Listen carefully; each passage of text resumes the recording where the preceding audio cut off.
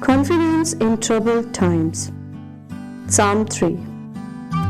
Lord, how my foes increase. There are many who attack me.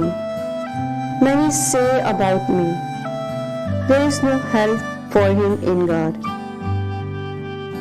But you, Lord, are a shield around me, my glory and the one who lifts up my head. I cry aloud to the Lord, and he answers me from his holy mountain. I lay down and sleep. I wake again because the Lord sustains me. I will not be afraid of thousands of people who have taken their stand against me on every side. Rise up, Lord, save me, my God. You strike all my enemies on the cheek. You break the teeth of the wicked.